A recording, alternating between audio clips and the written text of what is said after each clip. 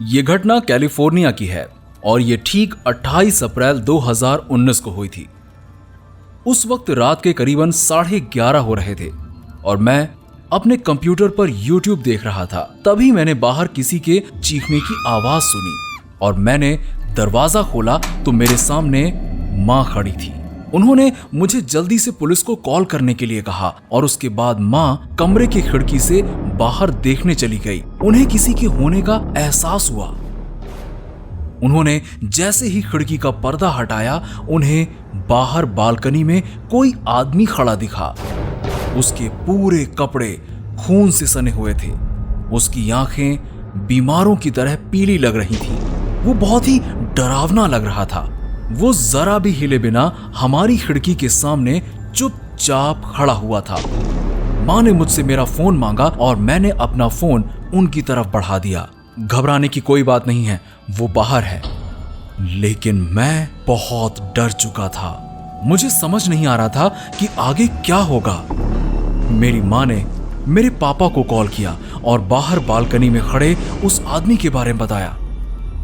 मैं डरता हुआ अपने कमरे में गया और अपने कमरे की खिड़कियों को चेक करने लगा। तभी मुझे बाहर से गन चलने की आवाज सुनाई दी और उस वक्त मैं बहुत ज्यादा घबरा गया था। कुछ मिनट बाद ही मेरे घर के दरवाजे पर पुलिस खड़ी थी और जो भी हुआ उसके बारे में पूछताछ कर रही थी। मेरी माँ ने पुलिस को बताया कि उन्होंने उस आदमी को नीचे से हमारी बालकनी में चढ़ते हुए देखा और उन्होंने सबसे पहले खिड़की को लॉक किया और इससे पहले कि वो आदमी भाग पाता, माँ ने पुलिस को कॉल कर दिया था। वो बहुत ही डरावना लग रहा था और लगातार हमें घूरे जा रहा था।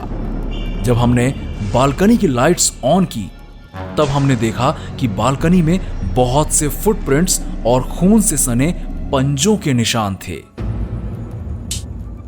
अगले दिन हमारे यहां कुछ पुलिस वाले इन्वेस्टिगेशन करने के लिए आए और उन्होंने मेरे पेरेंट्स को बताया कि यहां गोली चलने के भी निशान हैं।